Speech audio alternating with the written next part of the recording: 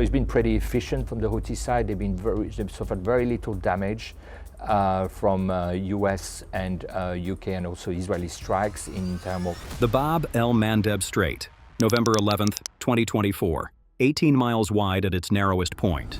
Yemen east, Djibouti west, the choke point controlling the southern entrance to the Red Sea, and through it, roughly 12% of global maritime trade. At 0800 Zulu, 2 American guided missile destroyers steam into that choke point. The USS Spruance, DDG-111, the USS Stockdale, DDG-106, both Flight 2A Arleigh Burke class, both equipped with Aegis Baseline 9, both providing the air and missile defense screen for the USS Abraham Lincoln Carrier Strike Group. By the end of the day, after 8 hours of continuous engagement, 16 Houthi weapons will have been fired at this formation. 8 one-way attack drones, 5 anti-ship ballistic missiles, 3 anti-ship cruise missiles, 16 weapons, 3 kinematic classes, fired across the full radar band and velocity spectrum, fired specifically to overwhelm an American Aegis destroyer. 16 weapons inbound, 16 weapons destroyed. No casualties. No damage to either destroyer. No damage to any escorted commercial vessel inside the defensive umbrella. Not a single CIWS engagement was required. This is the story of the November 11th transit, the day Houthi swarm doctrine met an Aegis Baseline 9 destroyer, the day the swarm became the calculation, and the Combat Information Center became the calculator. Welcome back to the channel. Today, the full reconstruction of the 8-hour engagement of November 11th, 2 destroyers, 16 inbound weapons, 1 layered defense architecture engineered for exactly this attack. The Spruance and Stockdale survived not because of last-minute desperation, but because the Aegis combat system and its crew did exactly what the architecture was designed to do. The Houthi assumption was that mass plus kinematic variety would overwhelm an American destroyer. That assumption was a structural mistake. Phase 1, 0800 Zulu, the setup, 0800 Zulu, 1100 local time. The 2 destroyers settle into station. The Spruance places her hull between the escorted merchant and the Yemeni coastline. The Stockdale shadows the same geometry on the port side. Conditions are punishing. Exterior deck temperatures exceed 90 degrees. Sand-laden haze off the Yemeni coast coats the bridge glass. Aboard the Spruance, Commander Thomas Adams, the commanding officer, has the watch. The bridge is procedural, quiet. Below decks, the Combat Information Center is kept just above freezing to protect the legacy UYK-43 computers and the Baseline 9 servers.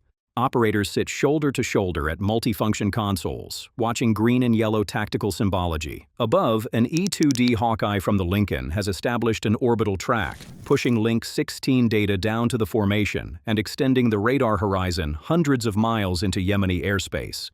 CENTCOM had executed strikes on Houthi weapons storage 48 hours prior. Whatever survived is what is about to launch. And Arleigh Burke's defense is layered into concentric engagement zones from the hull outward.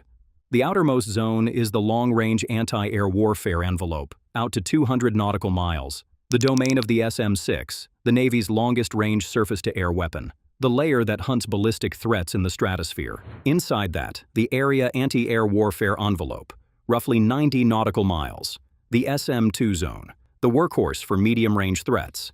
Inside that, the self-defense zone, 27 nautical miles, the evolved Sea Sparrow, the ESSM, quad-packed in the VLS, 4 interceptors per cell, multiplying magazine depth against saturation attacks. Innermost is the point defense zone, under 5 nautical miles, the 20mm Mark 15 Phalanx CIWS last line of defense. Each zone hands the threat off to the next as range collapses.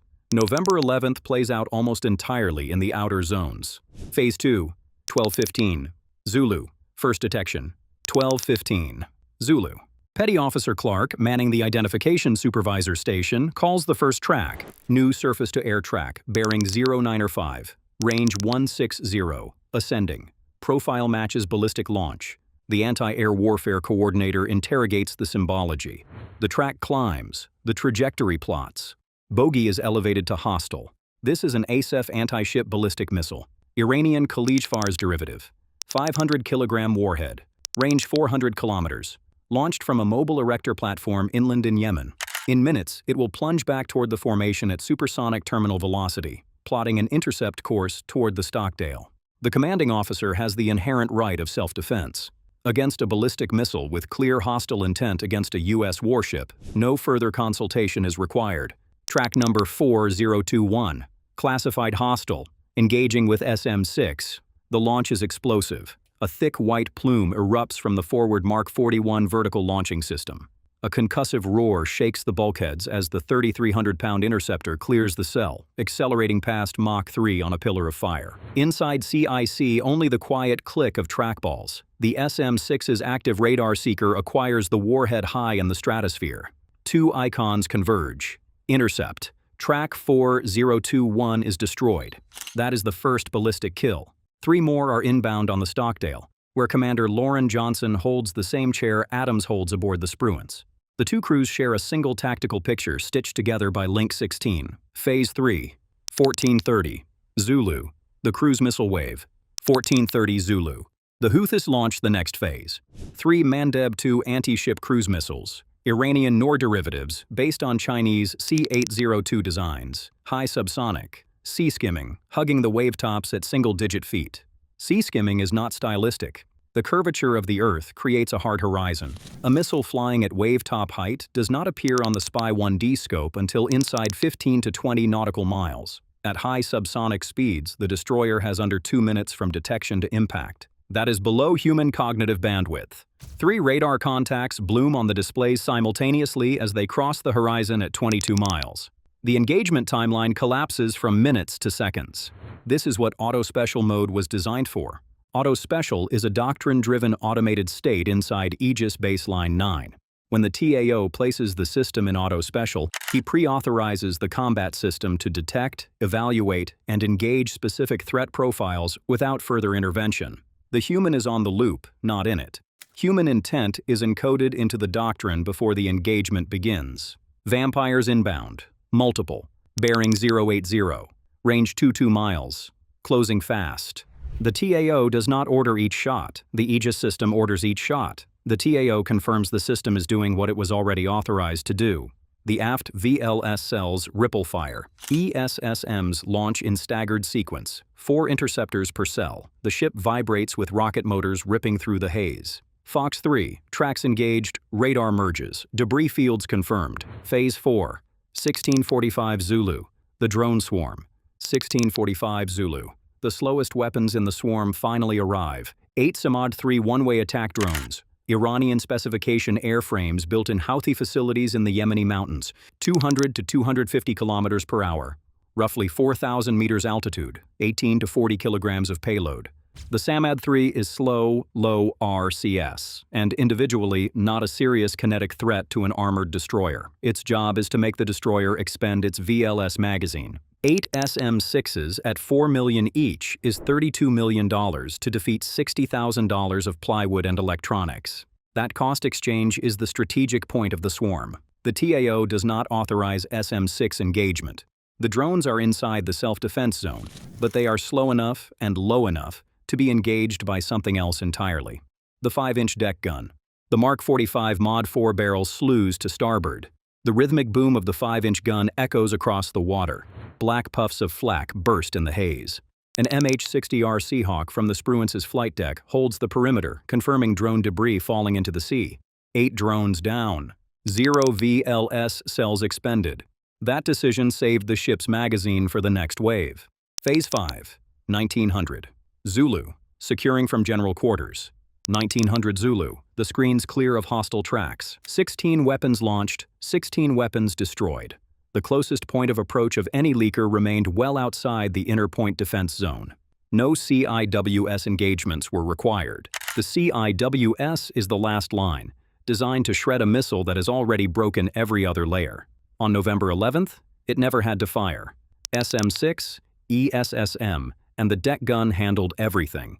8 hours of continuous engagement, 0 American casualties, 0 damage, 0 successful Houthi hits. Lieutenant Carolyn Bystrom, the Spruance's Plans and Tactics Officer, would later be named Surface Warfare Officer of the Year for the U.S. Pacific Fleet. She said of the Red Sea Watch, quote, "It was the epitome of what an elite group of sailors looks like. Within hours, the narrative diverges.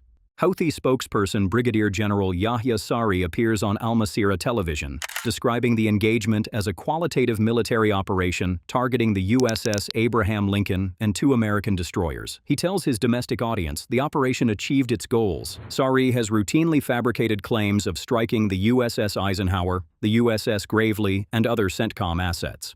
Iranian state media, Press TV, Tasnim, Fars, instantly amplify them. Russian and Chinese outlets echo. Pentagon Press Secretary Major General Pat Ryder issues a single sentence in response. The incoming fires were successfully engaged. Open-source maritime tracking confirms the truth. Both destroyers continued normal operations, maintained their escort stations, and returned to port months later with hulls unblemished. The information war was lost on the same day the kinetic war was won. But there is a different problem the engagement made unavoidable. A Flight 2A destroyer is constrained by 96 VLS cells. The Spruance and Stockdale won because they had the magazine depth. That depth is finite. Defeating 16 weapons cost the U.S. Navy roughly 40 to 60 million in interceptors. The Houthis spent perhaps 200,000 on the weapons destroyed.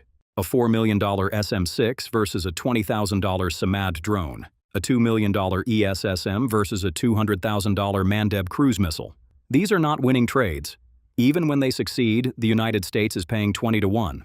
Worse, VLS cells cannot be safely reloaded at sea. The destroyer must cycle off the line, transit to a secure port, and have new interceptors craned into the tubes one at a time. During those days, the destroyer is not on station. That math drove U.S. strategy for the next 16 months.